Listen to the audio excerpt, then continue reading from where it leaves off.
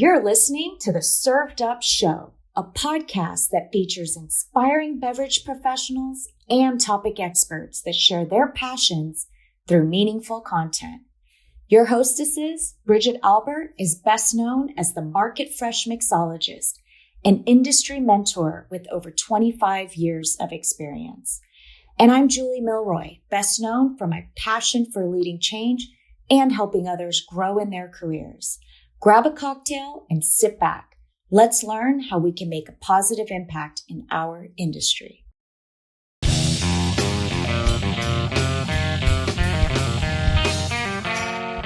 Hey y'all, it's Bridget here. I had the pleasure of sitting down with a remarkable individual who is not only shaking things up, but also breaking down barriers in an industry that has traditionally been as exclusive as it is prestigious. Meet Whitney Gates, the founder of groundbreaking Shark Takes, Wandery Cocktail Wines and Creams. She is not just a winemaker. In the world of libations, she's on a mission to pave the way to increase diversity in the wine industry. Whitney Gates is challenging the status quo, determined to change the statistics that show, folks, only 1% of wine entrepreneurs are Black. Whitney's story is not just important, it's also inspiring. She's a driving force behind a movement to transform the wine industry, making it more inclusive, more welcoming, and more representative of the rich tapestry of talent that's often overlooked. In this episode, we'll dive deep into Whitney's journey, her struggles, and her triumphs. We'll explore how she's creating not only exceptional cocktail wine and creams, but also a legacy that's sure to inspire generations to come. So sit back, relax, and join us as we raise a glass to Whitney Gates, a true change maker of libations and a champion for change. Whitney, welcome to Served Up. I am thrilled to have you on today's episode. Bridget, thank you for the opportunity. I couldn't be more excited to chat with you today. Absolutely. Well, let's jump right in. Can you tell our listeners a bit about your background and the story of how Wandery Wines came to be? Sure. So I actually have a pretty unique background. I grew up watching my late paralyzed uncle in Tennessee making wine out of his garage. And obviously, as a young girl, I knew nothing about alcohol. But for me, it was really cool to see this young, or at the time, he was an older man, wheel around his garage and make wine from the purest of fruits like peaches, pears, and he even made wine from corn on the cob. And so when he created this wine from these unique fruits and vegetables, it was almost the spark of community among my family members and my family members' friends. And so I was in awe of this unique connection that his wine sparked. Fast forward to me, being of legal drinking age now, a 20-something, working at Nestle Purina at the time in St. Louis. And I just started teaching myself how to make wine. So I Googled, how do you make wine? I made so many mistakes, but finally stumbled upon this really cool, delicious blackberry wine that was heightened alcohol. And from there, things really started getting interesting. But honestly, my background is in sales and marketing. I've built my career in brand management for some of the, world's most beloved brands like Coca-Cola, Keurig Dr. Pepper, where else? Like I mentioned, Nestle, and including Kimberly-Clark also. And so my passion for brand building, my passion for creating these everyday products that consumers can't really do without, helped to bring this idea of Wandery wine together, coupled with my uncle's unique legacy. That's really fascinating. What was your uncle's name? LC. LC. Yes. Wow. I mean, just to grow up in a family, to see the distillation and the process must have been not only endearing, but absolutely fascinating growing up and seeing something come from nothing, right? When you're really creating something. Yeah, absolutely. And I mean, he was the most humble of all vintners. I mean, he was making wine using a gallon jug, nylon gloves, and just fruit and sugar and yeast. There was nothing glamorous about his winemaking process, but that's kind of the charm in it is you don't have to have, a multi-million-dollar facility and these automated machines to make something that really impacts your consumer. And we, with Wondry, our brand, that's literally what we're trying to do is just take the simplest of ingredients and the simplest of winemaking processes and make something that is memorable for our consumers. And I know that Wondry really prides itself on using, really great quality ingredients, right, to make your wines. And you've almost coined a term called cocktail wine. And I want to just, talk about that because you have used really interesting ingredients and are not so easy, by the way, to use in an individual cocktail. Like watermelon can be super fussy. Yes. And super seasonal. Let's be real. Absolutely. So can you take us on your flavor journey? Yes, I love that question because the whole goal with Wondry, beyond kind of paying homage to my late uncle, was disrupting what we kind of call a very traditional and conventional wine industry. Me and my husband became of a certain age, where we were creeping into our 30s and where we used to kind of drink very differently, like hard alcohols, hard liquors. We wanted to transition to wine. But the sad part about it is we felt like there wasn't really any wine brands that were uniquely speaking to us as millennials. We love craft cocktails. So we love a higher alcohol experience. We love fruit forward cocktails, aromatic cocktails. And the wine industry really lacked those unique product benefits. And so we call our wines, we created Wondry cocktail wines to be this unique hybrid.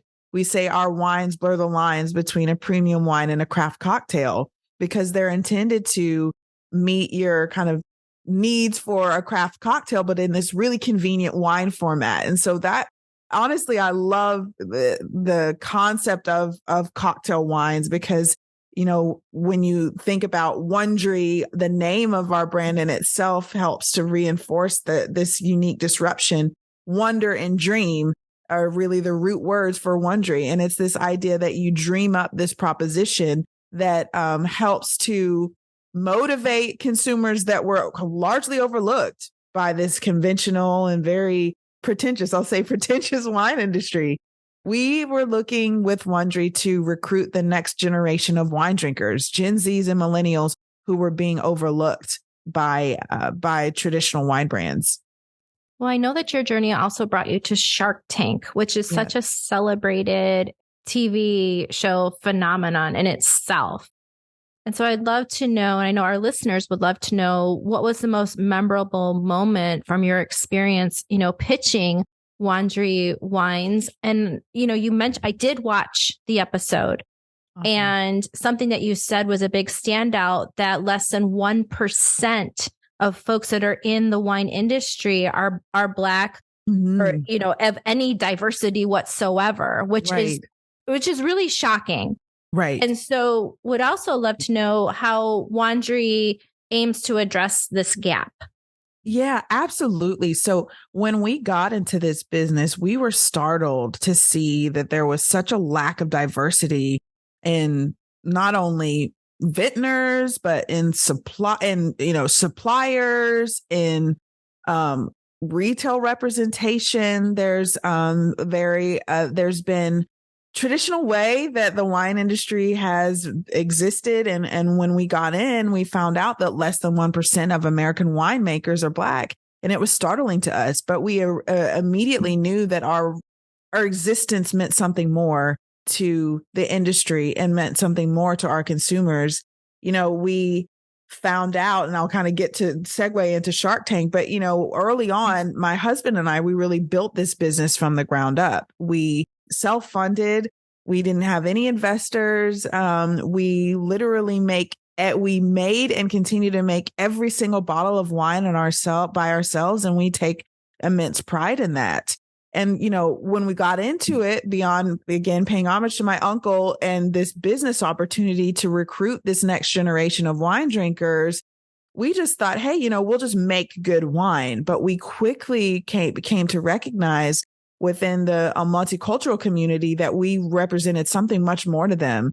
A great example is, we were doing a tasting at Target, because at the time when we launched, before joining on with Southern Glaciers, we were delivering to all of our retailers like Target and Total Wine, and some independent retailers as well. We were hand delivering our product to them. And we found during this tasting, a lady came up to us and she kind of was just like looking at us. And then 5 minutes later, she brought her son and she looked at us and said, "You can be this one day. This can be you."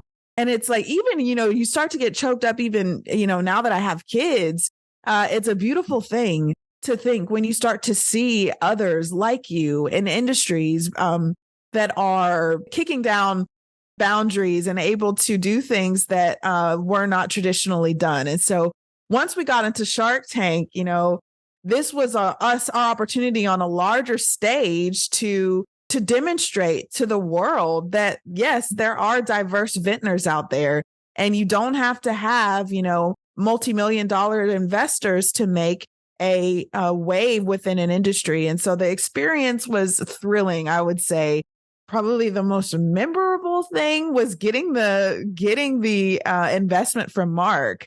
If anyone has kind of seen our pitch, it is a bit of a roller coaster. Chaz and I went in with a lot of energy. We got throughout the whole pitch, we're in the tank for an hour, but they whittle it down to, 8 minutes. But throughout the tank, we were getting nothing but positive feedback. At one point, Kevin O'Leary, who has this reputation of being the kind of mean guy, he was our biggest cheerleader. He was saying, it's an absolute shame that the wine industry exists as it does without any, diverse faces. He said, "This is your time." I will forever remember those words that he uttered to us.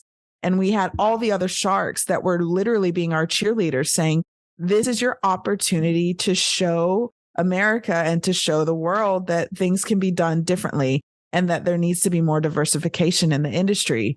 But so you go in and you're getting this feedback and I'm thinking, okay, we're going to get offers from all of these sharks. And then you start and you get one no, and then you get another no, and then you get another and another. So 4 out of the 5 sharks had said, no, they're not going to invest, although they had just given us all this positive feedback. So we're like, where's the disconnect? So I was really prepared to walk out of the tank without an offer. But then Mark, this is getting to kind of the most memorable moment. He just stopped and he said, "You know what? I absolutely love what you guys are doing. You've built this business the right way. You're kind of the essence of an entrepreneur in bootstrapping." And so he's like, I want to partner with you. And that was by far the most memorable moment. That's incredible. And for the folks that don't watch like Shark Tank, she's talking about Mark Cuban. I mean, yes. You couldn't have gotten Mark a big, Cuban. he is the biggest shark of all the sharks, right? Yes. So if you're going to get one, that's the one that you want. Exactly. Yeah. He was our number one shark. So that to say that was the most memorable moment, I mean, that is going to be probably one of the most memorable moments of my life, I think. Oh my God. Good for you guys. It's such a great story. How did the exposure from Shark Tank impact your business? And what lessons did you learn, from the experience overall?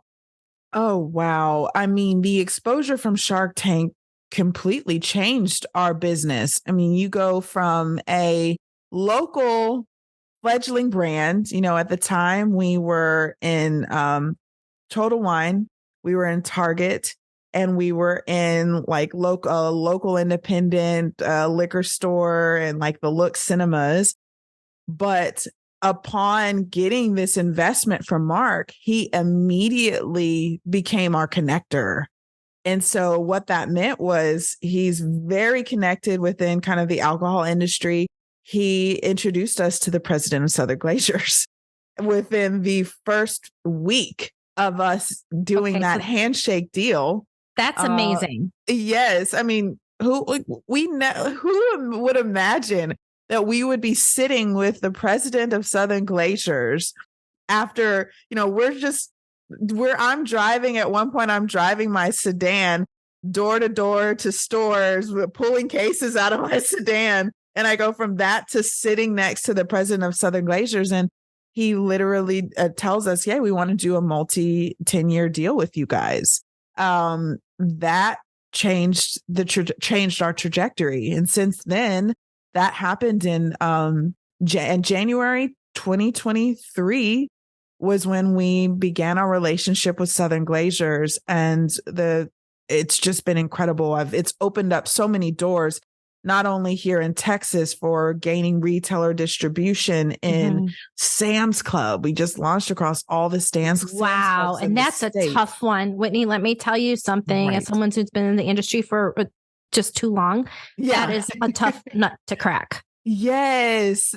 We couldn't be more thrilled about that partnership. But the HEB here in Texas, I mean, we also we're in Arkansas as well. So we launched with Southern Glaciers in Arkansas. We're launching with Southern Glaciers in Florida, Pennsylvania. And so as you can see, I mean, it has completely opened the door for us to eventually become this household brand and to expand our retail presence across the entire country. That is the Shark Tank effect. I mean, not to mention just being on the show, the weekend of the airing, the number of orders that you get. We have our phone that dings, like with our direct to consumer orders. Every time we get an order that weekend, our phones were going off every single second. We sold out of everything on our web store within hours. We sold out of everything in Texas within days. And so we ended up being in this situation over the holidays last year where we just did not have product. And so that is the Shark Tank effect. Oh, it's a beautiful effect. That Shark Tank effect. Building a brand from the ground up can be incredibly challenging. What advice can you give to aspiring entrepreneurs in the wine space? I love this question. I think the counsel that I would give entrepreneurs in the wine space is, in one part, counsel that I would give any entrepreneur, but I would say to be successful, I think that you need a couple of things. First and foremost, passion for what you're doing. I think there's a lot of entrepreneurs or aspiring entrepreneurs out there that are looking to just get rich quick. And so they enter into these businesses or they create these services or products and they're not really passionate about them. Well, first and foremost, if you're not passionate about something, you're not going to put your best and you're all in that. And customers see through that. They see through that inauthenticity, and your services or your products will reflect that energy. But I think that's only one part of the coin. The other part of the coin, though, is competency. So I always talk about this, use this kind of example as I grew up loving basketball, loving to play basketball. I'm 5'4". Every time I stepped on that basketball court, I was annihilated by other players who were much taller than me. I loved basketball. I had a passion for the sport, but I really just wasn't competent. So I think that's a metaphor for how you can be really passionate about something, but it may not be something that you're really great at. If that's the case, either find something that you're passionate about that you're really good at, or find a way to outsource those skills so that you're partnering with people who have excellence in what you're looking to do. I think the last part of the coin, you've got passion, you've got competency, but you also really need a competitive advantage. And so kind of getting back to your earlier question, Bridget, about how we craft our wines, no other wine brand is crafting wines in the way that Wondry is crafting wines. We find that we have a competitive advantage for 3 reasons. I mean, number one, our wines are 13.9% alcohol by volume. That's 2 to 3 times more alcohol than other semi-sweet wines. The other thing is we're infusing our wines with organic fruit extracts. No other brand is doing that. What benefit that delivers is it creates this really fruit forward taste experience and this like fully sensorial experience as well. You're getting aroma of fresh fruit. You're getting the taste of fresh fruit. It's just this unprecedented kind of flavor experience. And then kind of the third thing is who we represent. I mean, the brand story is super important. It's people see my husband and I, we're making the wines. We're family made here in Texas.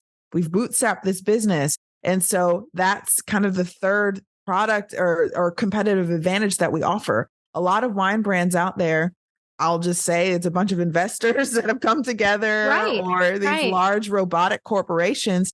And that's what makes One Tree different. We are the American dream for a lot of people. And so getting back to kind of the advice to the aspiring entrepreneurs is have that passion, have that core competence, and then have that competitive advantage. Know why you're different, what makes you bigger, better, faster, and more efficient. And when you've got those three things, I think you'll really start to see sustaining success in whatever industry you're interested in. Boy, you just said a whole lot. And one of the things that really stands out is what you just ended with, which is sustaining success. Yes. So it's really easy to be a flash in the pan. Yes. But that longevity and the vision, right, to leave that legacy is a whole different animal. I 100%. Respect the hell out of One Tree Wine. My gosh, you're doing all the right stuff. It's amazing. It's absolutely amazing. No, thank you. Oh, it's awesome. Can you tell our listeners about your collection and about the flavors and what is your favorite?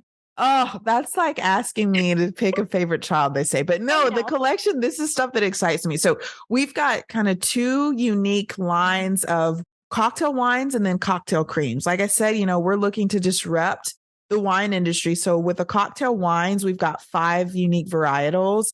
Our top seller, watermelon rosé, which we kind of mentioned before, but that is our kind of unique take on a rosé that's infused with organic watermelons. Then we've got our sangria especial. We know that there's 1,000,001 sangrias out there. For me, when we're talking about competitive advantage, I found that a lot of the bottled sangrias have like an artificial or over sugary experience. What we try to do with our sangria is to create this kind of light bodied, really refreshing sangria. Again, at 13.9% alcohol, that's infused with organic oranges and organic limes. Then our number 3 seller is our peach and peas. So this is our take on a Riesling, but infused with 2 unique types of organic peaches. And then the last 2 varietals that we have on the cocktail wine front are mango tropical spritz. This is what we got into Sam's Club. Gosh, we're really convinced based on early sales that this is going to be a winner, but that's our take on a Prosecco. We wanted to create a Prosecco that had a bit more flavor, a bit more aroma. So that's infused with organic mangoes, organic pineapple, passion fruit, and a hint of orange. And then the last cocktail wine that we have is a sweet red blend. So again, there's a number of sweet red blends out there. Competitive advantage and as it relates to sweet reds is we found like a lot of the sweet reds really lacked flavor and none of them had high enough alcohol for us. So we took a really unique take on a sweet red. We infused ours with raspberries, strawberries, and a hint of vanilla. And so it delivers this sweet red experience that you have honestly never tried. And then the other line is our cocktail creams. This line of products we launched really for traditional grocers and mass retailers who were not able to sell these really popular cream liqueurs. So when you think of the RumChadas, the Baileys, the other Irish creams of the world, they're spirit-based. Mm-hmm. Target can't sell that. Right. Kroger can't sell that. And largely, I mean, some in certain markets can. Right. Even Sam's Club, within the club, there's a lot of Sam's Clubs that can't sell these spirit-based cream liqueurs. So we created a wine-based cream liqueur and infused these again with the most premium kind of organic extracts. And so we're super excited because we go on Shark Tank. have seen how successful we've been, we just filmed with Mark Cuban a success update, and that will air on November 3rd of Oh my gosh, 2023. folks, did you hear that? I didn't Yeah. know. Yes, All right, we have an update, an exclusive here. Yes, November 3rd, folks. We need to tune in to Shark Tank. Yes, absolutely. And you'll get to see, we are announcing our newest varietal. We'll drop the knowledge here first, the news here first. It's creamy chocolate martini. This product, you have never had anything like it. We soft launched it at a Target here in Dallas, and we sold basically everything that we had. People couldn't get enough. But again, with creamy chocolate martini, you've got these craft cocktails that America loves. But if you've ever tried to make a chocolate martini at home, it takes so many steps, so many ingredients. We wanted to deliver convenience to the craft cocktail experience. And so we've done the work to create this absolutely delicious chocolate martini that will go on the market here in the next week or so. But watch that Shark Tank on a update on November 3rd. You'll get to see us announce the release with Mark Cuban. And then the other two last products within the cocktail cream line are our vanilla caramel cream and our strawberries and cream. And so it's like we've got this Neapolitan chocolate, vanilla, and strawberry cream experience, but they're delicious alone on ice, delicious in coffee. People drizzle them over ice cream, over pies, over cakes. It's really all about versatility. When we talk about Wondery, we want our customers to make our products their own. You shouldn't have to have some sommelier tell you how you should be drinking your wine or what temperature or what glass. Like, if you want to put orange juice in your Riesling, that's fine. If you want to, mix coffee with your cream liqueurs or add Sprite to your sangria, go for it. Like, that's what Wondery's all about. And so our line really reflects that passion for innovation and that passion for disruption. You know what? It sure does. And I'm getting thirsty. And so it just got me thinking, one of the most popular cocktails right now is the espresso martini. And I think that your espresso martini would be just, if you're making it at home, you just want to make it extra and maybe impress your friends or family or just yourself.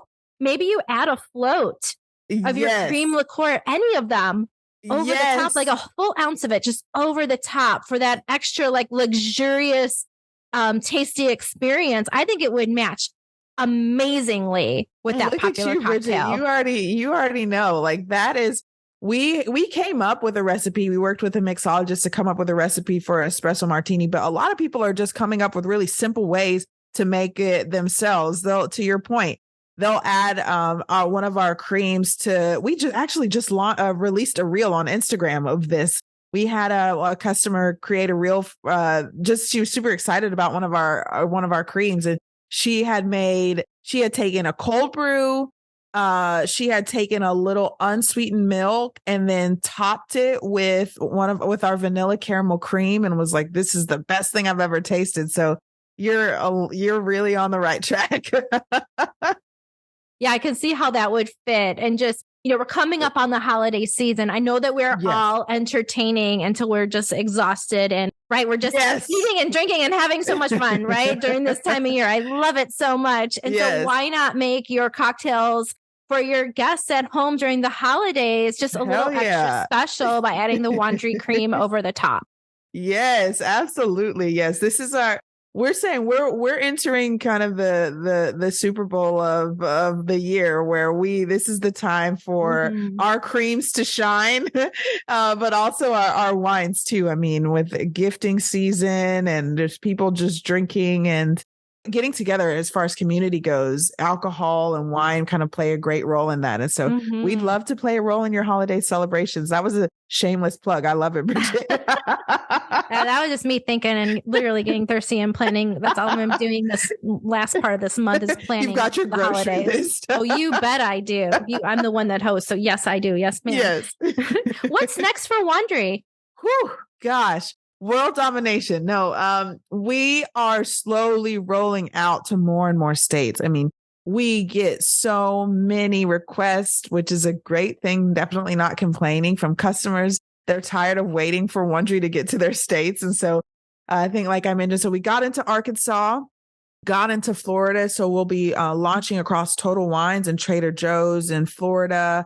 We're in Georgia. Southern's not there in Georgia, but we're working with Savannah Distributing there. So we're at Total Wine in Georgia. We're working on launching in Pennsylvania with Southern Glazers. Super excited about that because we're starting to branch out from our little southeastern heartland. So we're making our way up northeast. Everybody, I know you guys are waiting. If I get another threat from somebody from New York or New Jersey, I don't know what I'm going to do, but we're coming eventually. But yeah, the goal is really just to state by state do this really kind of in a controlled way, roll out Wondery everywhere. We don't want to grow ourselves out of business. We know that's another kind of pitfall that some entrepreneurs can run into, particularly in the alcohol business, given it's a pretty expensive business to do business in. And so how do you, in a really controlled and strategic way, roll out your product across the USA? And so that is what Wondery will be up to for the years to come. Oh, you are busy in all the best and blessed ways. Whitney, can you tell us where we can find maybe yourself, your husband, Wondery Wines on social media? What does your web and internet kind of, your presence look like? Yeah, gosh. I mean, if you think about our mission or purpose to reimagine the wine experience and recruit this next generation of wine drinkers, Gen Zs and millennials, it's really important that you're in the spaces where they are, right? So our Instagram and Facebook and TikTok presence means a lot to us. That's where we deliver all of our news. We get a lot of people that are like, oh, we have a newsletter that we send out, but we deliver all of our news through Instagram, Facebook, and TikTok. So Wondery Wine, WONDRYWINE is where you can find us across all of those platforms. And we are constantly engaging with our customers and with our followers. You can DM us, ask questions. We get inspiration from our followers, like for new product ideas, for events. People request us to come to their events. And so we love kind of jumping on the road where it makes sense and when we have time to do that as well. And so we just encourage you to follow us on this journey. I think that's the other cool thing. Not many brands will give you a behind the scenes look of their journey, their growth journey. If you go, that's the cool thing about us on social media. If you go back to when we started literally only 2 years ago, you will see pictures of me and my husband delivering product to Targets. And now, for Southern Glazers, the world's leading distributor is doing it for us, but you will really, you get to walk with us on this journey. And so we find that really special. And we want to continue to kind of share that journey with the world. Oh, thank you for sharing a moment with me today on Served Up, Whitney. You've been an absolute joy and pleasure to have on the show. And I do hope that you come back on to give us an update in 2024. Yes. Would love to see what new innovations that you're putting out there to the world. And with that said, I want to wish you some great health and a lot of peace. And thank you for being on the show. Well, thank you so much, Bridget. We absolutely love what you're doing. So it was a complete honor to speak with you today. Thanks for listening. Served Up is brought to you by Southern Glazers Wine and Spirits. Produced by Zunu.online. Music by We Killed the Lion can be found on Spotify. Make sure to subscribe to be notified of future Served Up episodes. Cheers!